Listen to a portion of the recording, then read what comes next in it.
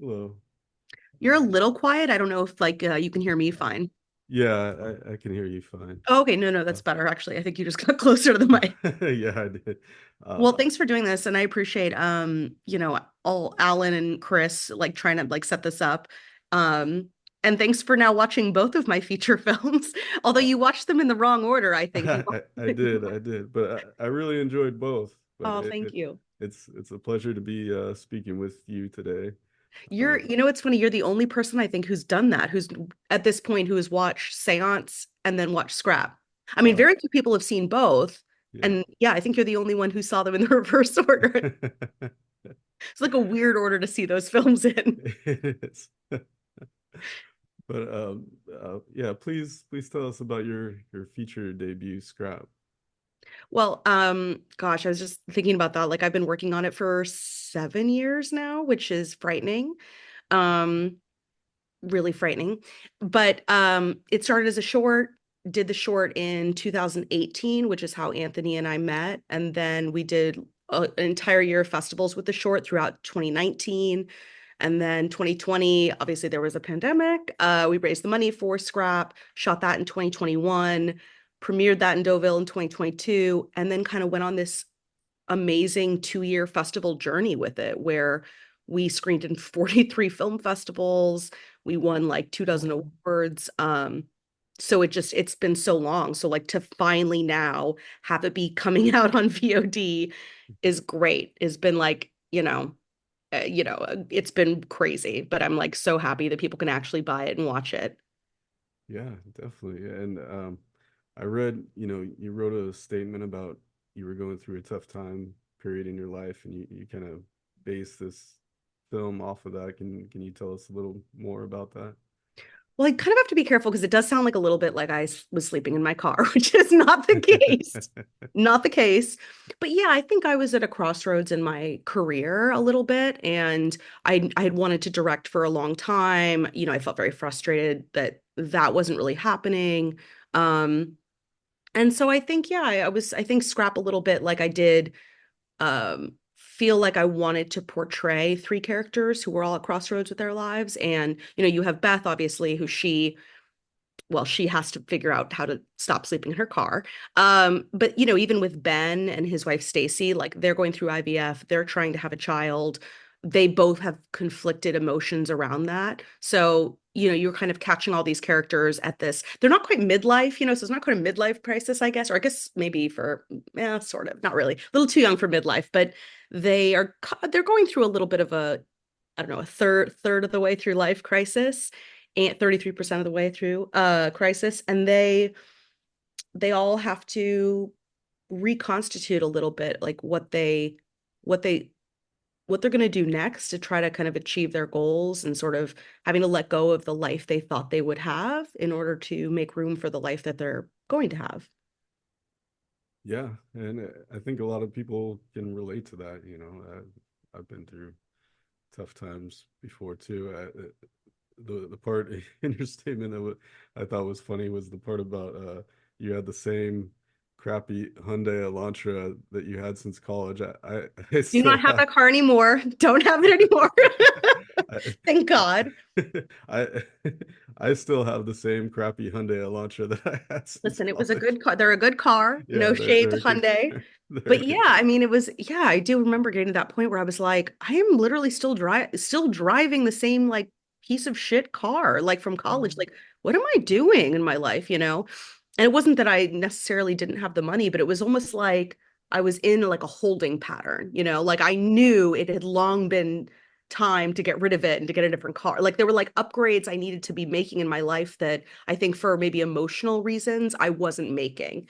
Um, but yes, the Hyundai Elantra, may she rest in peace, is no longer in the picture.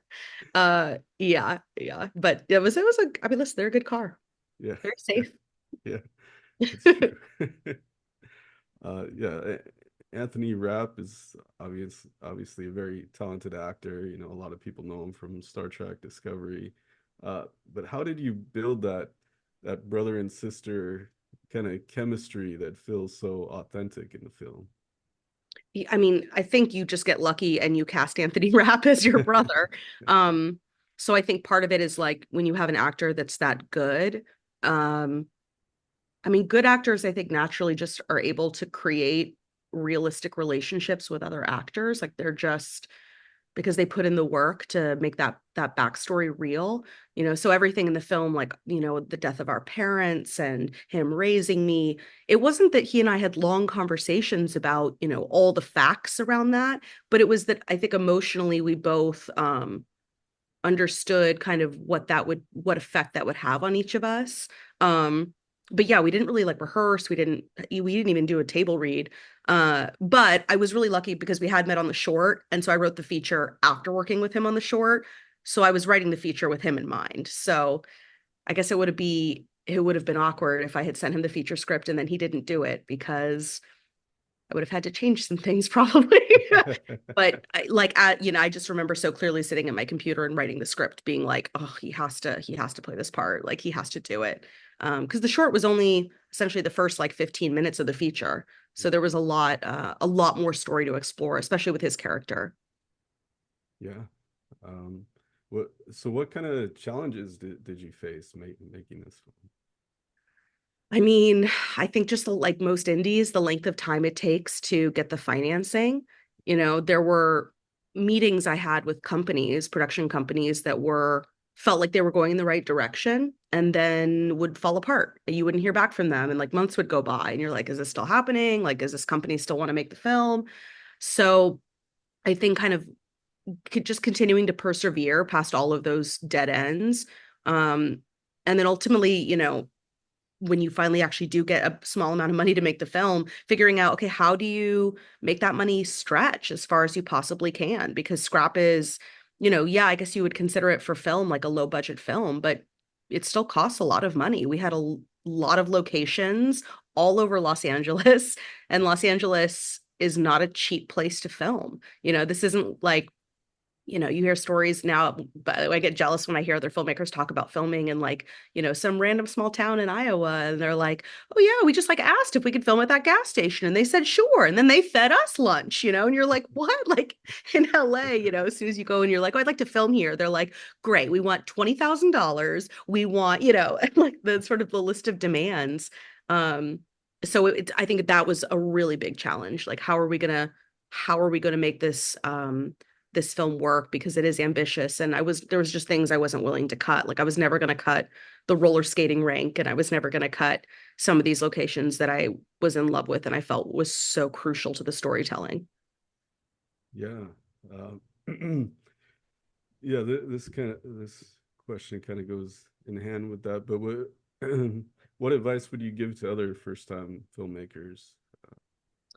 I mean, God, I would say I think the biggest piece of advice would be, find people that you can surround yourself with that you really trust, because you honestly can't do everything by yourself.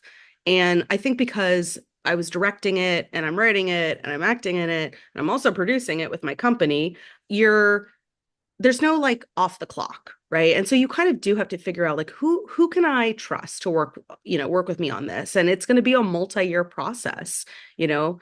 I mean, not obviously like your crew, like they're just there for their production, but your producers, like your post-production people. I mean, I was just really lucky that I had a lot of great people. My editor, Toby Yates, was amazing. And so without these sort of key people at various phases to really, really help me, I don't think I could have like gotten through this project. Yeah, and hey, you did such a great job too. I mean, Thanks. I love your performance, the writing, the directing, and everything. I just really enjoyed this film. Oh, Um, but what movies are you into watching right now?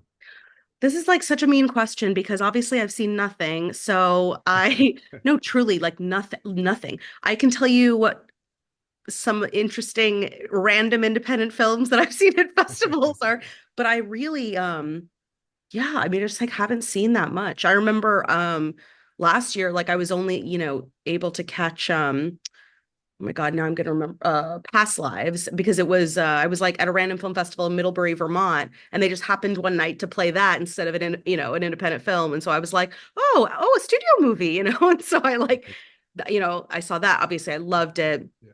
Thought it was a wonderful film. But yeah, I mean, this year it's been like really really bad. I mean, I can shout out my friends' films. Yeah. My friend Mike's film, Hundreds of Beavers, super funny, super successful.